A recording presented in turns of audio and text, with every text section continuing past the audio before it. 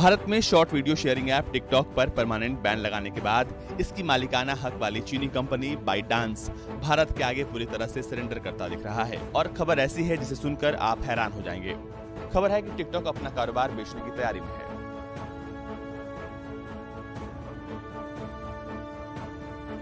TikTok को अब लगने लगा है कि उसे भारत में फिर से कारोबार करने का मौका नहीं मिलेगा, इसलिए कंपनी अब यहां से अपने कारोबार को समेटने में लग गई है। ब्लूमबर्ग की रिपोर्ट के मुताबिक पेरेंट कंपनी बाइटडांस टिकटॉक के इंडियन ऑपरेशंस को कंपटीटर ग्लैंस को बेचने की तैयारी में है। इस डील को लेकर बातचीत की शुरुआत जापान के सॉफ्टबैंक ग्रुप की तरफ से की गई है।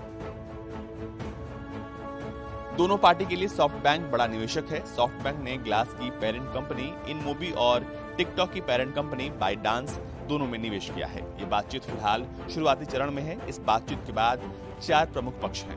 पहला पक्ष बाइटडांस, दूसरा ग्लांस, तीसरा सॉफ्टबैंक और चौथा इंडियन अथॉरिटीज। ग्लांस की पेरेंट कंपनी इनमोबी रोपसो नाम से अपना शॉर्ट वीडियो ऐप ऑपरेट करती है। जुलाई में टिकटॉक पर बैन के बाद रोपसो भारत में काफी पॉपुलर हो गई है।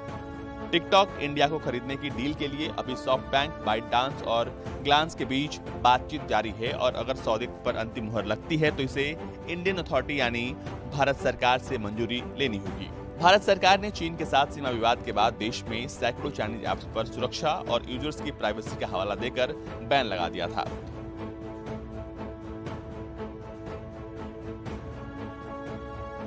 भारत में बैन होने वाले ऐप्स में टिकटॉक भी शामिल था। टिकटॉक के बैन होने के बाद से ही सॉफ्टबैंक टिकटॉक इंडिया के एसेट्स को उबारने की कोशिश में लगी है और वो इसके लिए किसी स्थानीय सहयोगी की तलाश कर रही है। और अगर ये डील होती है तो सरकार टिकटॉक को भारतीय यूजर का डेटा और टेक्नोलॉजी भारतीय सीमा में ही रखने का आदेश दे सकती है। इसका सबसे बड़ा कारण ये है कि भारत और चीन के बीच तनाव लगातार बना हुआ है और भारत चीन की टेक कंपनियों को देश में आने की मंजूरी नहीं देगा।